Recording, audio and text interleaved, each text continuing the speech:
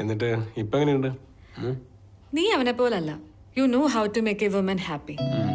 അവനെപ്പോഴും എന്നെ തോൽപ്പിക്കണം എന്നൊക്കെ ഉള്ളൊരു മൈൻഡായിരുന്നു. എൻ്റെ ഒരു അഭിപ്രായത്തില് ഒരു ബ്രേക്കപ്പ് ഒക്കെ കഴിഞ്ഞു കഴിഞ്ഞാൽ ഒരു ബ്ലൈൻഡ് ഡേറ്റ് വളരെ അത്യാവശ്യം. നമുക്ക് മൈൻഡൊക്കെ ഒന്ന് റിലാക്സ് ആകാനും പറ്റും, വേറൊരാളെ ഉൾക്കൊള്ളാനും പറ്റും. ഓ മോനെ, പറഞ്ഞു പറഞ്ഞങ്ങ് കാട് കയറല്ലേ. ഇനി നിന്റെ കഥ പറ. എൻ്റെ എന്ത് കഥ? യൂഷ്വൽ കഥ, അത്രേ ഉള്ളൂ. എന്താണ് ഈ യൂഷ്വൽ കഥ? യൂഷ്വൽ കഥ മീൻസ് ഇപ്പം എന്താ പറയാ, ആരും ഈ ലോകത്ത് പ്ലേ ബോയ് ആയിട്ട് ജനിക്കുന്നില്ലല്ലോ. അവരാത്മാർത്ഥമായി പ്രണയിച്ച് അത് പൊട്ടുമ്പോൾ അവിടെ ഒരു പ്ലേ ബോയ് ജനിക്കുന്നു, അത്രേ ഉള്ളൂ.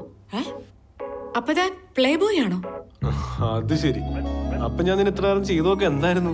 അല്ല, അപ്പൊ ഡേറ്റിംഗ് ആപ്പിലെ ഇൻട്രസ്റ്റ്? അതോ, അതെന്റെ ഒരു ഫ്രണ്ടിന്റെ ഐഡിയ ആയിരുന്നു. ഞാൻ നോക്കുമ്പോ താൻ ഭയങ്കര സെന്റ് അടിച്ചിരിക്കുകയല്ലേ. അപ്പൊ ഞാൻ ചെറിയൊരു നമ്പർ ഇറക്കി നോക്കിയതാ.